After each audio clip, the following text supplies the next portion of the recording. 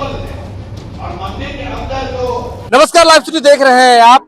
मंडलों के लिए मसीहा कहे जाने वाले बीपी मंडल जो कि पूर्व मुख्यमंत्री रह चुके हैं, उनकी जयंती 108वीं जयंती है और जनसुराज पार्टी इसे धूमधाम से मना रही है। जनसुराज पार्टी के सूत्रधार प्रशांत किशोर अब बांकीपुर से विधायक हैं।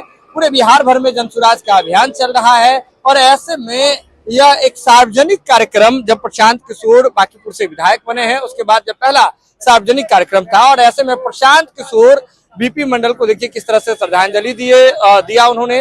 इसके बाद उन्होंने क्या कुछ कहा है, क्या कुछ संबोधित किया है, आप ये उनका बयान सुनिए। को श्रद्धांजलि दे रहे हैं, अपनी ओर से नमन कर रहे हैं आप सबके साथ मिलकर। इस तरह की राजनीतिक चर्चा कोई नई बात नहीं। कोई भी महापुरुष है, उनके वर्ग के लोग या उनसे सामाजिक राजनीतिक नजरिए से जुड़े हुए लोग उनकी जयंतियां मनाते ही हैं। लोग जयंती मनाते हैं, उनका गुणगान करते हैं, लेकिन जहां तक जो भी बात उन्होंने कही उसकी बात को कोई मानता होता नहीं। बीपी मंडल साहब ने आरक्षण की व्यवस्था की, ऐसा लोगों का मानना है। ठीक बात है, मंडल कमीशन के चेयरमैन के अध्यक्ष के तौर पर उनको ये श्रेय है, लेकिन ये तो ऐसे हुआ कि अगर किसी छत पर बहुत बढ़िया खाना मिठाई रख दिया जाए और छत पर जाने का कोई सीढ़ी ना हो, तो बीपी मंडल जी आपको आपके बच्चों के लिए रिजर्वेशन की व्यवस्था करके तो गए, लेकिन आपने अपने बच्चों को ना पढ़ाया ना उस योग्य बनाया कि उसका आप लाभ ले सके। बिहार में, यूपी में इसकी बड़ी राजनीति चली, अगड़ों की, पिछड़ों की।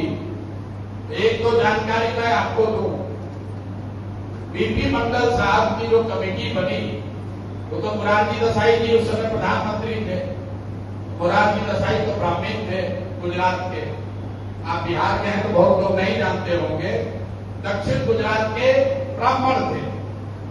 कुछ साथियों ने कहा बीपी सिंह ने इसको लागू किया, तो उत्तर प्रदेश के राजपूत थे। बाद में जब बहुत आंदोलन हुआ, आपको याद होगा, तो नरसिम्हा राव जी के जमाने में इसको 1991-93 में लागू किया गया सही मायनों में।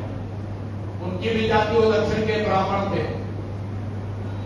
इसका कोई महत्व नहीं है कि काम करने वाला ब्राह्मण था, राजपूत था, यादव था, कुशवाहा था, दलित था, इसका महत्व नहीं। महत्व इसका है कि उसने क्या काम किया।